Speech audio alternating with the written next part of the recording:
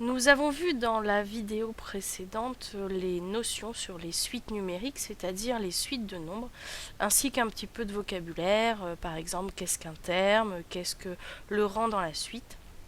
Nous allons maintenant aborder la notion de suite arithmétique qui en fait est une suite particulière, une suite numérique particulière. Je pars d'un exemple où je prends la suite numérique 9, 12, 15, 18, 24, 21, 24, 27. Si on constate bien comment est construite cette suite, en fait, une suite arithmétique, elle est obtenue à partir d'un terme, et à ce terme, on va additionner un nombre constant que nous allons appeler la raison. C'est-à-dire que pour passer de U1 à U2, de U2 à U3, de U3 à U4, on va additionner toujours le même nombre. Ce nombre, on l'appelle la raison de la suite. Et dans le cas d'une suite arithmétique, ce nombre, on va le noter petit r. Bien sûr, la raison, petit r, peut être soit positive, soit négative.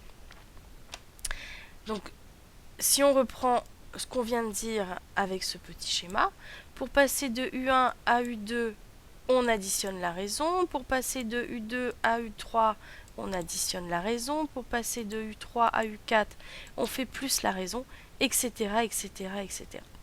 Si je veux généraliser ce que je viens de dire, je vais pouvoir écrire que UN plus 1 est égal à UN plus R. C'est-à-dire que le terme suivant, le terme de rang n plus 1, va être égal au terme de rang n plus la raison. Je reprends mon exemple de départ où ma suite numérique, et dans ce cas-là arithmétique, elle est égale à 9, 12, 15, 18, 21, 24, 27. Si on regarde cette suite, il est facile de voir que l'on additionne toujours 3 entre chaque terme. Je vais pouvoir écrire que U1 égale 9, U2 est égal à 9 plus 3, c'est-à-dire 12, U3 va être égal à 12 plus 3, c'est-à-dire 15, etc., etc., etc. Je connais U7, U7 c'est 27, du coup je vais pouvoir calculer U8, U8 sera égal à 27 plus 3, ça fait 30. Maintenant, je souhaite démontrer la nature d'une suite arithmétique. J'ai une suite numérique et je veux montrer que cette suite numérique est arithmétique. Donc pour démontrer qu'une suite est arithmétique, il va falloir que je calcule la différence entre chacun de mes termes, c'est-à-dire que je fasse U2 moins U1, U3 moins U2, U4 moins U3. Si à chaque fois que j'effectue cette différence, j'obtiens un résultat constant, c'est-à-dire toujours le même nombre, alors je vais pouvoir dire que la suite est arithmétique. Je reprends mon exemple de départ. Si je fais U2 moins U1, ça revient à faire 12 moins 9. Si je fais U3 moins U2, ça revient à faire 15 moins 12. Si je refais U4 moins U3, ça revient à faire 18 moins 15.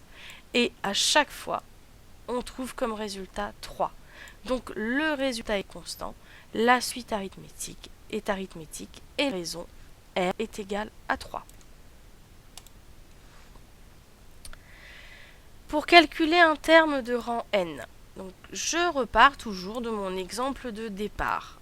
J'ai U1, j'ai U2 qui est égal à 12, U3 15, U4 18, U5 21, U6 24, U7 27.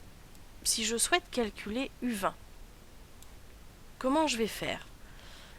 On sait que la suite tique, c'est-à-dire qu'à chaque fois on additionne un nombre constant qui est égal à 3. Donc si je souhaite calculer U20, il va falloir que je calcule les 19 premiers termes. U1, U2, U3, U4, U5, U6, U7, U8, U9, U10, U11, U12, U13, U14, U15, U16, U17, U18, U19. Une fois que j'ai U19, je fais U19 plus 3 et je trouve U20. C'est une méthode qui est quand même un peu longue. Donc pour ça, afin de calculer U20 et de raccourcir un peu le temps de calcul, en fait je vais utiliser une formule qui me permet de calculer le terme de rang n.